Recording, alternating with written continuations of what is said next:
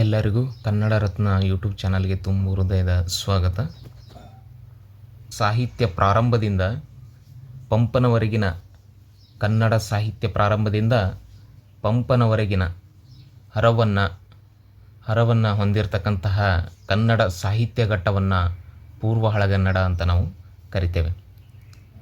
ಕ್ರಿಸ್ತಶಕ 6ನೇ ಶತಮಾನದಿಂದ 8ನೇ ಶತಮಾನದವರೆಗಿನ ಕನ್ನಡ ಸಾಹಿತ್ಯವನ್ನು ಪೂರ್ವ ಹಳಗನ್ನಡ ಅಂತ ನಾವು ಕರಿತೇವೆ. ಪೂರ್ವ ಹಳಗನ್ನಡದ ಉಪಲಬ್ಧ ಏಕೈಕ ಗ್ರಂಥ ಯಾವುದು ಅಂತಂದರೆ ಕವಿರಾಜ ಮಾರ್ಗ. ಪೂರ್ವ ಹಳಗನ್ನಡದ ಉಪಲಬ್ಧ ಏಕೈಕ ಗ್ರಂಥ ಕವಿರಾಜ ಮಾರ್ಗ. ಪೂರ್ವ ಹಳಗನ್ನಡಕ್ಕೆ ಸೇರಿದ ಕನ್ನಡದ ಪ್ರಪ್ರಥಮ ಉಪಲಬ್ಧ ಶಾಸನ ಯಾವುದು ಅಂತಂದರೆ ಹಲ್ಮಿಡಿ ಶಾಸನ. ಪೂರ್ವ ಹಳಗನ್ನಡ ಅಥವಾ ಪಂಪ ಪೂರ್ವ ಯುಗದ ಪ್ರಮುಖ ಕವಿ ಯಾರು ಅಂತಂದರೆ ದುರ್ವಿನೀತ. ಇವನ ವಂಶ ಯಾವುದು ಅಂತಂದರೆ, ಯಾವ ವಂಶದ ದೊರೆ ಅಂತಂದರೆ ಗಂಗ ವಂಶದ ದೊರೆ ದುರ್ವಿನೀತ ಆಗಿದ್ದನು. ದುರ್ವಿನೀತನು ಗದ್ಯ ಕರ್ತೃವಾಗಿದ್ದನೆಂದು ಈ ಕೃತಿಯಲ್ಲಿ ಹೇಳಲಾಗಿದೆ. ಕವಿರಾಜ ಮಾರ್ಗ ಕೃತಿಯಲ್ಲಿ ದುರ್ವಿನೀತ ಗದ್ಯ ಕರ್ತೃವಾಗಿದ್ದನು ಅಂಥೇಳಿ ಹೇಳಲಾಗಿದೆ. ದುರ್ವಿನೀತನು ಬರೆದಿರುವಂತಹ ಗ್ರಂಥಗಳು ಯಾವುವು ಅಂತಂದರೆ ಬೃಹತ್ಕಥಾ, ಕಿರಾತಾರ್ಜುನೀಯ ಟೀಕೆ, ಇದು ಸಂಸ್ಕೃತದಲ್ಲಿದೆ. ಶಬ್ದಾವತಾರ ಕನ್ನಡದಲ್ಲಿದೆ. ವಡ್ಡಾರಾಧನೆ ಕನ್ನಡದಲ್ಲಿದೆ. ಈಗಾಗಲೇ ನಾವು ತಿಳಿದುಕೊಂಡಿರ್ತಕ್ಕಂಥದ್ದು ಪಂಪ ಪೂರ್ವ ಯುಗದ ಪ್ರಮುಖ ಕವಿ ದುರ್ವಿನೀತ. ವಡ್ಡಾರಾಧನೆ ಇದು ದುರ್ವಿನೀತನ ಬರೆದಿರ್ತಕ್ಕಂತಹ ಒಂದು ಗ್ರಂಥ ಆಗಿದೆ. ಶಬ್ದಾವತಾರ ಕೂಡ ದುರ್ವಿನೀತ ಬರೆದಿರ್ತಕ್ಕಂಥದ್ದು. ಇವುಗಳು ಕನ್ನಡದಲ್ಲಿರ್ತಕ್ಕಂಥ ಎರಡು ಪ್ರಮುಖ ಕೃತಿಗಳಾಗ್ತವೆ, ಶಬ್ದಾವತಾರ ಮತ್ತು ವಡ್ಡಕತೆ. ಮುಂದಿನ ಕವಿ ತಂಬಲೂರಾಚಾರ್ಯರ ಕೃತಿ ಚೂಡಾಮಣಿ. ಇದೊಂದು ವ್ಯಾಖ್ಯಾನ ಗ್ರಂಥ ಆಗಿದೆ. ತಂಬುಲಾಚಾರ್ಯರ ಮತ ಯಾವುದು ಅಂದರೆ ಜೈನ ಮತ. ತಂಬಲೂರಾಚಾರ್ಯರು 84,000 ಗ್ರಂಥಕರ್ತೃಗಳಾಗಿ ಕರ್ನಾಟಕ ಭಾಷೆಯಿಂದ ಚೂಡಾಮಣಿ ವ್ಯಾಖ್ಯಾನಂ ಮಾಡಿದರ್ ಎಂದು ಹೇಳಿದ ಕವಿ ಯಾರಂದರೆ ದೇವಚಂದ್ರ. ತಮ್ಮ ರಾಜಾವಳಿ ಕಥೆಯಲ್ಲಿ ಈ ಒಂದು ವಿಷಯವನ್ನು ಹೇಳ್ತಾರೆ. ತಂಬುಲಾಚಾರ್ಯರ 84,000 ಗ್ರಂಥಕರ್ತೃಗಳಾಗಿ ಕರ್ನಾಟಕ ಭಾಷೆಂ ಚೂಡಾಮಣಿ ವ್ಯಾಖ್ಯಾನಂ ಮಾಡಿದರ್ ಎಂದು ಹೇಳಿದ ಕವಿ ದೇವಚಂದ್ರ ರಾಜಾವಳಿ ಕಥೆಯಲ್ಲಿ. ಚೂಡಾಮಣಿ ಕಾವ್ಯಕರ್ತೃ ಶ್ರೀ ವರ್ಧ ದೇವರನ್ನು ಮತ್ತು ಚೂಡಾಮಣಿ ವ್ಯಾಖ್ಯಾನ ಗ್ರಂಥದ ಕರ್ತೃ ತಂಬುಲಾಚಾರ್ಯರನ್ನು ಬೇರೆ ಬೇರೆ ವ್ಯಕ್ತಿಗಳೆಂದು ಅಭಿಪ್ರಾಯಪಟ್ಟವರು ಯಾರಂದ್ರೆ ವೆಂಕಟ ಸುಬ್ಬಯ್ಯ. ಚೂಡಾಮಣಿ ಕಾವ್ಯಕರ್ತೃ ಶ್ರೀ ವರ್ಧದೇವರು ಮತ್ತು ಚೂಡಾಮಣಿ ವ್ಯಾಖ್ಯಾನ ಗ್ರಂಥದ ಕರ್ತೃ ತಂಬಲೂರಾಚಾರ್ಯನು ಎಂದು ಇವರು ಬೇರೆ ಬೇರೆ ವ್ಯಕ್ತಿಗಳು ಅಂತ ಹೇಳಿದವರು ಯಾರಂತಂದರೆ ವೆಂಕಟ ಸುಬ್ಬಯ್ಯನವರು. ಶ್ಯಾಮಕುಂದಾಚಾರ್ಯ ಮತ ಜೈನ ಮತ. ಶ್ಯಾಮಕುಂದಾಚಾರ್ಯರ ಕೃತಿ ಕನ್ನಡ ಪ್ರಾಭೃತ ಇಲ್ಲವೇ ಪರಾಪದ್ಧತಿ ಅಂತ ಇರ್ತಕ್ಕಂಥದ್ದು. ಪ್ರಾಭೃತ ಕೃತಿಯನ್ನು ಬರೆದವರು ಶ್ಯಾಮಕುಂದಾಚಾರ್ಯರು. ಪ್ರಮುಖ ಕವಿ ಸೈಗೋಡ್ ಶಿವಕುಮಾರ. ಇವರ ಕಾಲ ಸುಮಾರು 800. ಇವರು ಜೈನ ಮತದ ಕವಿ. ಇವರ ಕೃತಿ ಶಿವಕುಮಾರ ಮತ ಅಥವಾ ಗಜಾಷ್ಟಕ ಅಂತ ಕರಿತೇವೆ. ಓವನಿಗೆ, ಒನಕೆವಾಡು ಪ್ರಾಚೀನ ಕನ್ನಡ ಸಾಹಿತ್ಯ ರೂಪಗಳು ಏನು ಕಂಡು ಬರ್ತವೆ. ಇವುಗಳು ಜನಪ್ರಿಯವಾಗಿರ್ತಕ್ಕಂಥದ್ದು ಶಿವಕುಮಾರನ ಕೃತಿಯಲ್ಲಿ ಕಂಡು ಬರ್ತವೆ. ಅದು ಯಾವ ಕೃತಿ ಅಂದರೆ ಗಜಾಷ್ಟಕ ಕೃತಿಯಲ್ಲಿ ಜನಪ್ರಿಯವಾಗಿರ್ತಕ್ಕಂಥ ಓವನಿಗೆ ಮತ್ತು ಒನಕೆವಾಡುಗಳು ಕಂಡು ಬರ್ತಕ್ಕಂಥದ್ದನ್ನು ನಾವು ಕಾಣ್ತೇವೆ. ಕವಿರಾಜ ಮಾರ್ಗ ನಮ್ಮೆಲ್ಲರಿಗೂ ತಿಳಿದಿರ್ತಕ್ಕಂಥದ್ದು. ಕವಿರಾಜ ಮಾರ್ಗದ ಕಾಲ ಕ್ರಿಸ್ತಶಕ 850. ಇದರ ಕರ್ತೃ ಶ್ರೀ ವಿಜಯ ಕವಿರಾಜ ಮಾರ್ಗವನ್ನು ಬರೆದಿರ್ತಕ್ಕಂಥದ್ದು. ಶ್ರೀ ವಿಜಯ ಕವಿಯ ಆಶ್ರಯ ದೊರೆ ಯಾರಂತಂದರೆ ನೃಪತುಂಗ ಯಾರು ಅಂತಂದರೆ ರಾಷ್ಟ್ರಕೂಟ ಸಾಮ್ರಾಜ್ಯದ ಚಕ್ರವರ್ತಿ ನೃಪತುಂಗ ಆಗಿರ್ತಾನೆ. ಇವನ ಆಶ್ರಿತ ಶ್ರೀ ವಿಜಯನ ಆಶ್ರಿತ ದೊರೆಯಾಗಿರ್ತಾನೆ. ಶ್ರೀ ವಿಜಯ ಕವಿಯನ್ನು ಆಶ್ರಯ ನೀಡಿದಂಥ ನೃಪತುಂಗ ಕವಿರಾಜ ಮಾರ್ಗ ಕೃತಿಯಲ್ಲಿ ಎಷ್ಟು ಪರಿಚ್ಛೇದಗಳು ಬರ್ತವೆ ಅಂತಂದರೆ 3 ಪರಿಚ್ಛೇದಗಳು ಬರ್ತವೆ. ದೋಷಾನುವರ್ಣನ ನಿರ್ಣಯ, ಶಬ್ದಾಲಂಕಾರ ವರ್ಣ ನಿರ್ಣಯ, ಅರ್ಥಾಲಂಕಾರ ವರ್ಣ ನಿರ್ಣಯ. ದೋಷಾನುವರ್ಣ ನಿರ್ಣಯ, ಶಬ್ದಾಲಂಕಾರ ವರ್ಣ ನಿರ್ಣಯ, ಅರ್ಥಾಲಂಕಾರ ವರ್ಣ ನಿರ್ಣಯ ಎಂಬ 3 ಪರಿಚ್ಛೇದಗಳನ್ನು ಒಳಗೊಂಡ ಕೃತಿ ಯಾವುದು ಅಂತಂದರೆ ಕವಿರಾಜ ಮಾರ್ಗ. ಕವಿರಾಜ ಮಾರ್ಗ. ಹಾಗೆಯೇ ಕನ್ನಡ ನಾಡಿನ ವಿಸ್ತಾರ, ಕನ್ನಡಿಗರ ವರ್ಣನೆ, ನಾಡು ನುಡಿ, ಸಾಹಿತ್ಯಗಳ ಬಗ್ಗೆ ತಿಳಿಸುವಂತಹ ಕವಿರಾಜ ಮಾರ್ಗದ ಪರಿಚ್ಛೇದ ಯಾವುದು ಅಂದರೆ ಮೊದಲನೇ ಪರಿಚ್ಛೇದವಾಗಿರ್ತಕ್ಕಂಥ ದೋಷಾನುವರ್ಣ ನಿರ್ಣಯದಲ್ಲಿ ಕನ್ನಡ ನಾಡಿನ ವಿಸ್ತಾರ, ಕನ್ನಡಿಗರ ವರ್ಣನೆ, ನಾಡು ನುಡಿ, ಸಾಹಿತ್ಯದ ಬಗ್ಗೆ ವಿವರಣೆಯನ್ನು ನಾವು ಕಾಣ್ತೇವೆ. ಕವಿರಾಜ ಮಾರ್ಗದ ಎರಡನೇ ಪರಿಚ್ಛೇದವಾಗಿರ್ತಕ್ಕಂತಹ ಅರ್ಥಾಲಂಕಾರ, ಎರಡನೇ ಪರಿಚ್ಛೇದದಲ್ಲಿ ಈ ಅಲಂಕಾರಗಳ ಕುರಿತು ವಿವೇಚನೆ ಇದೆ. ಶಬ್ದಾಲಂಕಾರದ ಕುರಿತು ವಿವರಣೆ ಇದೆ. ಶಬ್ದಾಲಂಕಾರ ವರ್ಣ ನಿರ್ಣಯ ಎಂಬ ಪರಿಚ್ಛೇದ ಎರಡನೇದು ಇರತಕ್ಕಂಥದ್ದು. ಇದರಲ್ಲಿ ಶಬ್ದಾಲಂಕಾರದ ಕುರಿತು ವಿವೇಚನೆ ಇರತಕ್ಕಂಥದ್ದನ್ನು ನಾವು ಕವಿರಾಜ ಮಾರ್ಗದಲ್ಲಿ ನೋಡ್ತೇವೆ. 3ನೇ ಒಂದು ಪರಿಚ್ಛೇದ ವಸ್ತು ಯಾವುದು ಅಂತಂದರೆ ಅರ್ಥಾಲಂಕಾರದ ಬಗ್ಗೆ. ಮೊದಲನೇ ಪರಿಚ್ಛೇದದಲ್ಲಿ ಕನ್ನಡ ನಾಡಿನ ನಾಡು ನುಡಿ, ಸಾಹಿತ್ಯ ಮತ್ತು ಗಡಿಯ ಬಗ್ಗೆ ಇರತಕ್ಕಂಥ ವಿಚಾರ ಇದ್ದರೆ, 2ನೇ ಪರಿಚ್ಛೇದದಲ್ಲಿ ಶಬ್ದಾಲಂಕಾರದ ಬಗ್ಗೆ, 3ನೇ ಪರಿಚ್ಛೇದದಲ್ಲಿ ಅರ್ಥಾಲಂಕಾರದ ನಿರೂಪಣೆ ಇರತಕ್ಕಂಥದ್ದನ್ನು ಕವಿರಾಜ ಮಾರ್ಗದಲ್ಲಿ ನಾವು ಕಾಣ್ತೇವೆ. ಕವಿರಾಜ ಮಾರ್ಗದ ಆಕಾರ ಗ್ರಂಥ ಯಾವುದು ಅಂತಂದರೆ ಕಾವ್ಯಾದರ್ಶ. ದಂಡಿ ಬರೆದಿರ್ತಕ್ಕಂತಹ ಕಾವ್ಯಾದರ್ಶ ಕೃತಿ ಕವಿರಾಜ ಮಾರ್ಗ ಗ್ರಂಥಕ್ಕೆ ಆಕಾರವಾಗಿದೆ. ದಂಡಿಯ ಕಾವ್ಯಾದರ್ಶ ಅನುಸರಣೆ ಕವಿರಾಜ ಮಾರ್ಗದ ಈ ಪರಿಚ್ಛೇದದಲ್ಲಿ ಹೇಳಲಾಗಿದೆ. ಅಂದರೆ 3ನೇ ಪರಿಚ್ಛೇದದಲ್ಲಿ ದಂಡಿಯ ಕಾವ್ಯಾದರ್ಶದ ಬಗ್ಗೆ ವಿವರಣೆ ಇರತಕ್ಕಂಥದ್ದನ್ನು ನಾವು ಕಾಣ್ತೇವೆ. ಕವಿರಾಜ ಮಾರ್ಗದ ಪ್ರತಿ ಪರಿಚ್ಛೇದದ ಕೊನೆಯಲ್ಲಿ ಬರುವ ಉಕ್ತಿ ಯಾವುದಂದರೆ ನೃಪತುಂಗ ದೇವಾನುಮತ ಮಪ್ಪ ಕವಿರಾಜ ಮಾರ್ಗ ಅಂಥೇಳಿ ಕವಿರಾಜ ಮಾರ್ಗದ ಪ್ರತಿ ಪರಿಚ್ಛೇದದ ಕೊನೆಯಲ್ಲಿ ಈ ಒಂದು ಉಕ್ತಿ ಬರ್ತದೆ. ಕನ್ನಡದಲ್ಲಿ ಪ್ರಾಚೀನ ಕಾವ್ಯಗಳ ನಿರ್ಮಾಣವಾಗಿದೆ ಎನ್ನುವುದಕ್ಕೆ ಕವಿರಾಜ ಮಾರ್ಗದಲ್ಲಿರುವ ಆಧಾರಗಳು ನಾವು ಕಾಣ್ತೇವೆ.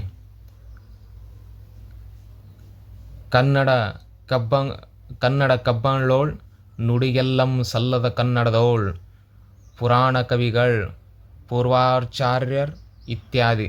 ಈ ರೀತಿ ಪ್ರಾಚೀನ ಕನ್ನಡ ಕಾವ್ಯಗಳ ನಿರ್ಮಾಣವಾಗಿದೆ ಕನ್ನಡದಲ್ಲಿ ಅನ್ನೋದನ್ನು ಕವಿರಾಜ ಮಾರ್ಗದಲ್ಲಿ ಈ ಆಧಾರಗಳನ್ನು ನೋಡಿದ್ರೆ ಗೊತ್ತಾಗುತ್ತೆ. ಚತ್ತಾಣ, ಬೆದಂಡೆ, ಪಗರಣ, ಗದ್ಯಕತೆ, ಕಾವ್ಯ ಪ್ರಕಾರಗಳು ಹೇಳುವ ಕಾವ್ಯ ಯಾವುದು ಅಂದರೆ ಕವಿರಾಜ ಮಾರ್ಗ. ಕವಿರಾಜ ಮಾರ್ಗದಲ್ಲಿ ಪ್ರಾಚೀನ ಕನ್ನಡ ಸಾಹಿತ್ಯ ರೂಪಗಳಾಗಿರ್ತಕ್ಕಂಥ ಚತ್ತಾಣ, ಬೆದಂಡೆ, ಪಗರಣ ಮತ್ತು ಗದ್ಯ ಕಥೆಗಳು, ಕಾವ್ಯ ಪ್ರಕಾರಗಳು ಕವಿರಾಜ ಮಾರ್ಗದಲ್ಲಿ ಹೇಳಲಾಗಿದೆ. ಕವಿರಾಜ ಮಾರ್ಗದಲ್ಲಿ ಉಲ್ಲೇಖಗೊಂಡಿರ್ತಕ್ಕಂತಹ ಗದ್ಯ ಕವಿಗಳು ಯಾರ್ಯಾರು? ಗದ್ಯ ಕವಿಗಳು ವಿಮಳೋದಯ, ನಾಗಾರ್ಜುನ, ಜಯಬಂಧು, ದೂರ್ವಿನೀತ ಈ ರೀತಿ. ಅದೇ ರೀತಿ ಕವಿರಾಜ ಮಾರ್ಗದಲ್ಲಿ ಉಲ್ಲೇಖಗೊಂಡಿರ್ತಕ್ಕಂಥ ಪದ್ಯ ಕವಿಗಳು ಯಾರ್ಯಾರು? ಪದ್ಯ ಕವಿಗಳು ಕವೀಶ್ವರ ಪಂಡಿತ, ಲೋಕಪಾಲ, ಚಂದ್ರಪಾಲ, ಶ್ರೀವಿಜಯ ಇವರೆಲ್ಲರೂ ಪದ್ಯ ಕವಿಗಳು ಕವಿರಾಜ ಮಾರ್ಗದಲ್ಲಿ ಉಲ್ಲೇಖಗೊಂಡಿದ್ದಾರೆ. ಕವಿರಾಜ ಮಾರ್ಗದ 3 ಪರಿಚ್ಛೇದದ ಕೊನೆಯಲ್ಲಿ ಬರುವ ಕವಿ ಹೆಸರು ಯಾವುದು ಅಂದರೆ ಶ್ರೀವಿಜಯ ಬರ್ತದೆ. ಬೆದಂಡೆ ಎಂಬುದರ ಸಂಸ್ಕೃತ ರೂಪ ವೈದಂಡಿಕ ಆಗ್ತದೆ. ಚತ್ತಾಣದ ಸಂಸ್ಕೃತ ರೂಪ ಚಿತ್ರಾಯನ ಆಗ್ತದೆ. ಪಗರಣ ಎಂಬ ಪದ ಸಂಸ್ಕೃತ ರೂಪ ಪ್ರಕರಣ ಆಗ್ತದೆ. ಇದು ಒಂದು ಗ್ರಾಮ್ಯ ನಾಟಕ ಪ್ರಕರಣ ಅನ್ನೋದು. ಕನ್ನಡಕ್ಕೆ ನಾಡವರ್ ಓವಜರ್ ಎಂಬುದಾಗಿ ಕನ್ನಡ ಸಂಸ್ಕೃತಿ ಸದ್ಗುಣಗಳನ್ನು ದಾಖಲಿಸಿದ ಕೃತಿ ಯಾವುದು ಅಂತಂದರೆ ಕವಿರಾಜ ಮಾರ್ಗ. ಕುರಿತೋದದೆಯಂ ಕಾವ್ಯಪ್ರಯೋಗ ಪರಿಣಿತ ಮತಿಗಳ್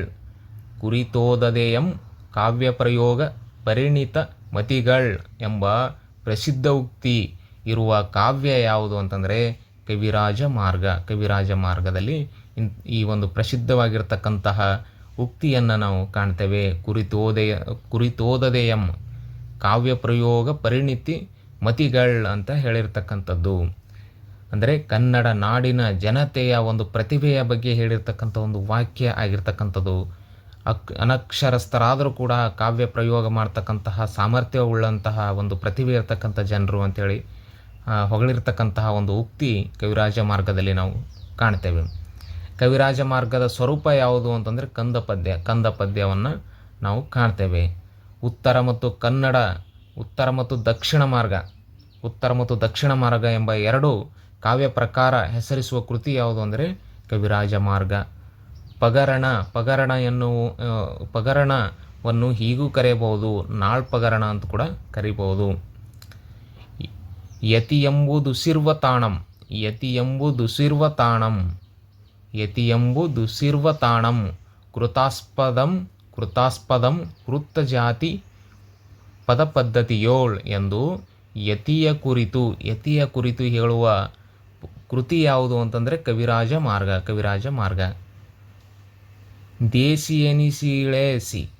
ದೇಸಿಯೆನಿಸಿಳೆಸಿ ಖಂಡ ಪ್ರಾಸಮಂ ಅತಿಶಯಮಿದೆಂದು ಯತಿಯಂ ಮಿಕ್ಕರ್ ಈ ಸಾಲು ಈ ಕೃತಿಯಲ್ಲಿದೆ, ಕವಿರಾಜ ಮಾರ್ಗ ಕೃತಿಯಲ್ಲಿ ನಾವು ಕಾಣ್ತೇವೆ. ಅದೇ ರೀತಿ ಅತಿಶಯಮಿ ಕನ್ನಡಕ್ಕೆ ಸತತಂ ಪ್ರಾಸಂ, ಈ ರೀತಿ ಪ್ರಾಸದ ಕುರಿತು ಅತಿಶಯಮಿ ಕನ್ನಡಕ್ಕೆ ಸತತಂ ಪ್ರಾಸಂ, ಪ್ರಾಸಾನುಪ್ರಾಸಂತ ಪ್ರಾಸಂಗಳ ಮೂರುಮತಿ ಯಶಂಗಳ್ ಅಂಥೇಳಿ ಪ್ರಾಸದ ಕುರಿತು ಉಕ್ತಿ ಹೇಳಿರ್ತಕ್ಕಂಥ ಕಾವ್ಯ ಯಾವುದು ಅಂದರೆ ಕವಿರಾಜ ಮಾರ್ಗ. ತಿರುಳುಗನ್ನಡ ಸೀಮೆಗಳ ನಗರಗಳು ಯಾವುವು? ತಿರುಳುಗನ್ನಡ ಸೀಮೆಯ ನಗರಗಳು ಕಿಸುವಳಲ್, ಕೊಪ್ಪಣ ನಗರ, ಪುಲಿಗೆರೆ, ಒಕ್ಕುಂದ. ಕಿಸುವಳಲ್ ಅಂದರೆ ಈಗಿನ ಪಟ್ಟದಕಲ್ಲು, ಕೊಪ್ಪಣ ನಗರ ಅಂದರೆ ಈಗಿನ ಕೊಪ್ಪಳ, ಪುಲಿಗೆರೆ ಅಂದರೆ ಈಗಿನ ಲಕ್ಷ್ಮೇಶ್ವರ ಮತ್ತು ಒಕ್ಕುಂದ.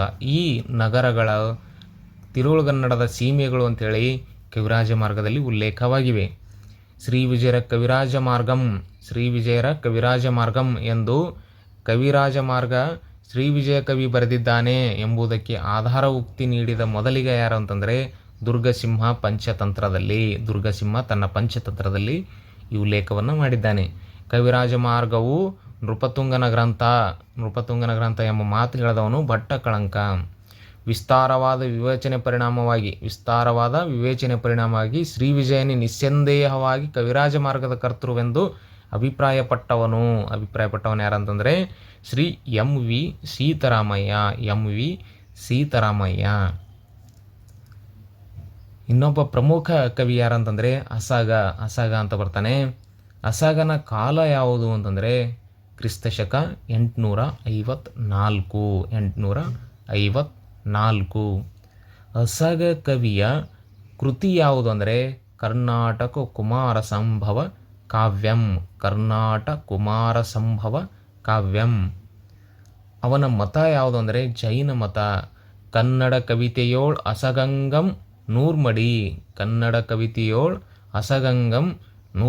ಎಂದು ಹೇಳಿದ ಕವಿ ಯಾರು ಅಂದರೆ ಪನ್ನ. ತನ್ನ ಶಾಂತಿ ಪುರಾಣ ಕೃತಿಯಲ್ಲಿ ಪನ್ನ ಹೇಳಿರ್ತಕ್ಕಂಥದ್ದನ್ನು ಕಾಣ್ತೇವೆ.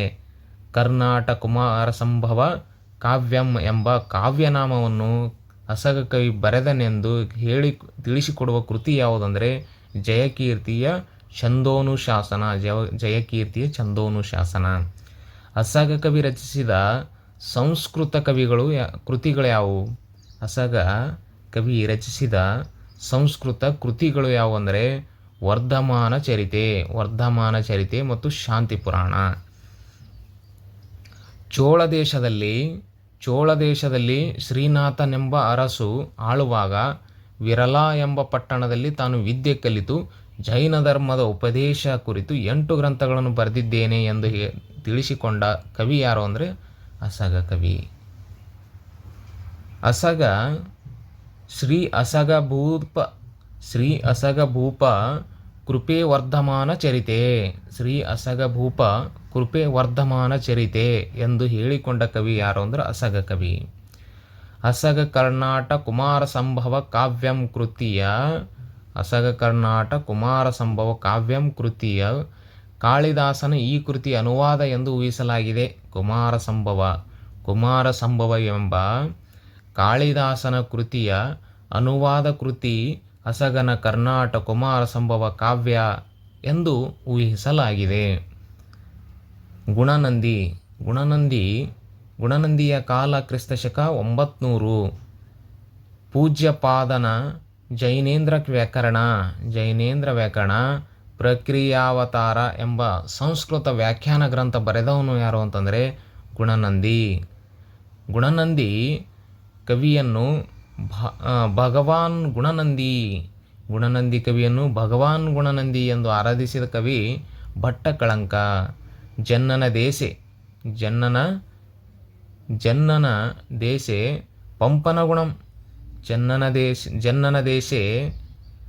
ಪಂಪನಗುಣಂ ಗುಣನಂದಿಯ ತೊಂಡು. ನೆಲರ್ಸಿಪುವಿ ಸುಕವಿ ಮಲ್ಲನ್ ಕಾವ್ಯ ವಿಳಾಸ ಗೇಹದೋಳ್ ಎಂದ ಕವಿ ಯಾರು ಅಂತಂದರೆ ಮಲ್ಲಿಕಾರ್ಜುನ ತನ್ನ ಸೂಕ್ತಿ ಸುಧಾರಣವಾದಲ್ಲಿ ಹೇಳಿರ್ತಕ್ಕಂಥದ್ದು ಒಂದು ವಾಕ್ಯ. ಪಂಪನ ಗುರುವಾದ ದೇವೇಂದ್ರ ಸೈದ್ಧಾಂತಿಕನ ಗುರುವಾಗಿದ್ದವನು ಗುಣನಂದಿ. ಪಂಪನ ಗುರುವಾಗಿರ್ತಕ್ಕಂಥ ದೇವೇಂದ್ರ ಸೈದ್ಧಾಂತಿಕನ ಗುರು ಯಾರು ಅಂತಂದರೆ ಗುಣನಂದಿಯ ಮತ ಜೈನ. ಒಂದನೇ ಗುಣವರ್ಮನ ಕಾಲ ಕ್ರಿಸ್ತಶಕ 900. ಮತ ಜೈನ ಮತ ಯಾವುದಂದರೆ ಜೈನ ಮತ. ಒಂದನೇ ಗುಣವರ್ಮನ ಕೃತಿಗಳು ಹರಿವಂಶ ಮತ್ತು ಶೂದ್ರಕ. ಇವುಗಳು ಚಂಪು ಕೃತಿಗಳು. ಹರಿವಂಶ ಮತ್ತು ಶೂದ್ರಕ. ಗುಣವರ್ಮನ ಆಗಮಿಕ ಅಥವಾ ಧಾರ್ಮಿಕ ಕೃತಿ ಯಾವುದು ಅಂದರೆ ಹರಿವಂಶ. ಗುಣವರ್ಮನ ಲೌಕಿಕ ಕೃತಿ ಯಾವುದು ಅಂದರೆ ಶೂದ್ರಕ. ಒಂದನೇ ಗುಣವರ್ಮನ ಬಗ್ಗೆ ಉಲ್ಲೇಖ ಮಾಡಿದ ಕವಿಗಳಲ್ಲಿ ಮೊದಲಿಗ ಯಾರು ಅಂದರೆ ನಯಸೇನ ಒಂದನೇ ಗುಣವರ್ಮನ ಬಗ್ಗೆ ಉಲ್ಲೇಖ ಮಾಡಿದ ಕವಿಗಳಲ್ಲಿ ಮೊದಲಿಗನಾಗ್ತಾನೆ. ಗುಣವರ್ಮನ ಜಾಣತನ ಕೃತಿಯಲ್ಲಿ ನೆಲೆಸಲಿ ಎಂದು ಹೇಳಿದ ಕವಿ ಯಾರು ಅಂದರೆ ನಯಸೇನ ಹಾಗೆ ಹೇಳ್ತಾನೆ. ಗುಣವರ್ಮನ ಪದ್ಯಗಳನ್ನು ಉದಾಹರಿಸುವ ಸಂಕಲನ ಗ್ರಂಥಗಳು ಯಾವುವು? ಯಾವುವಂದರೆ ಮಲ್ಲಿಕಾರ್ಜುನ ಸೂಕ್ತಿ ಸುಧಾರಣವ ಮತ್ತು ಅಭಿನವವಾದಿಯ ವಿದ್ಯಾನಂದನ ಕಾವ್ಯಸಾರ. ಇವುಗಳಲ್ಲಿ ಗುಣವರ್ಮನ ಪದ್ಯಗಳನ್ನು ಉದಾಹರಿಸಲಾಗಿದೆ. ಲೌಕಿಕ ಮತ್ತು ಆಗಮಿಕ ಕಾವ್ಯ ಮಾರ್ಗಗಳನ್ನು ಹಾಕಿಕೊಟ್ಟ ಕವಿ ಯಾರಂದರೆ ಒಂದನೇ ಗುಣವರ್ಮನಾಗ್ತಾನೆ. ರೌದ್ರಂ ಸಮುದ್ರಂ ಎಂದು ಕೊನೆಗೊಳ್ಳುವ ಸಮುದ್ರ ವರ್ಣನೆ ಬರುವ ಕೃತಿ ಎಲ್ಲಿ ಅಂತಂದರೆ ಶೂದ್ರಕದಲ್ಲಿ. ಶೂದ್ರಕ ಏನಿದು ಗುಣವರ್ಮನ ಲೌಕಿಕ ಕೃತಿ. ಒಂದನೇ ಗುಣವರ್ಮನ ಲೌಕಿಕ ಕೃತಿ ಶೂದ್ರಕ. ಇದರಲ್ಲಿ ಸಮುದ್ರದ ವರ್ಣನೆ ಕಂಡುಬರ್ತದೆ. ಈ ಸಮುದ್ರ ವರ್ಣನೆ ಕೊನೆಯಲ್ಲಿ ಕಂಡುಬರ್ತಕ್ಕಂಥ ಒಂದು ವರ್ಣನೆ ಯಾವುದು ಅಂದರೆ ರೌದ್ರಂ ಸಮುದ್ರಂ ಅಂಥೇಳಿ ಇರ್ತಕ್ಕಂಥದ್ದು. ರೌದ್ರಂ ಸಮುದ್ರಂ. ಒಡ್ಡಾರಾಧನೆ ಇದು ಪ್ರಮುಖವಾಗಿರ್ತಕ್ಕಂಥ ಒಂದು ಕೃತಿಯಾಗಿದೆ. ಒಡ್ಡಾರಾಧನೆ ಇದೊಂದು ಜೈನ ಧಾರ್ಮಿಕ ಗ್ರಂಥಗಳ ಸಂಗ್ರಹ ಆಗಿದೆ. ಇದು ಜೈನ ಧಾರ್ಮಿಕ ಕಥೆಗಳ ಸಂಗ್ರಹ. ಇಲ್ಲಿ 19 ಕಥೆಗಳು ಬರ್ತವೆ. ಜೈನ ಧಾರ್ಮಿಕ ಕಥೆಗಳ ಸಂಗ್ರಹ ಆಗಿದ್ದು 19 ಕಥೆಗಳು ಇದರಲ್ಲಿ ಬರ್ತವೆ. ಕನ್ನಡದಲ್ಲಿ ದೊರೆತಿರ್ತಕ್ಕಂತಹ ಮೊದಲ ಗದ್ಯ ಗ್ರಂಥ ಯಾವುದು ಅಂದರೆ ಒಡ್ಡಾರಾಧನೆ. ಮೊದಲ ಗದ್ಯ ಗ್ರಂಥ ಯಾವುದಂದರೆ ಒಡ್ಡಾರಾಧನೆ. ಮೊದಲ ಕಾವ್ಯ ಯಾವುದು ಅಂತಂದರೆ ಕವಿರಾಜ ಮಾರ್ಗ ಅಂತ ಹೇಳ್ತೇವೆ ನಾವು. ಮೊದಲ ಗದ್ಯ ಗ್ರಂಥ ಯಾವುದು ಅಂದರೆ ಒಡ್ಡಾರಾಧನೆ ಆಗ್ತದೆ. ಒಡ್ಡಾರಾಧನೆಯ ಕರ್ತೃ ಯಾರು ಅಂದರೆ ಶಿವಕೋಟಾಚಾರ್ಯ.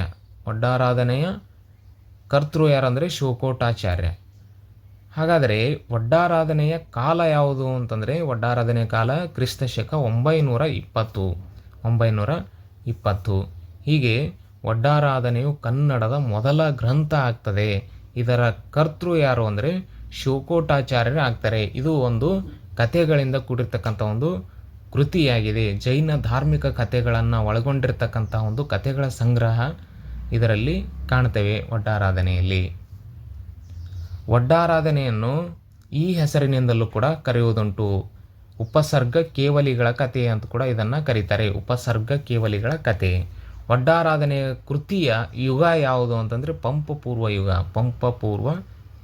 ಪಂಪಪೂರ್ವ ಯುಗದಲ್ಲಿ ಒಡ್ಡಾರಾಧನೆ ಕೃತಿ ರಚನೆಯಾಗಿದೆ.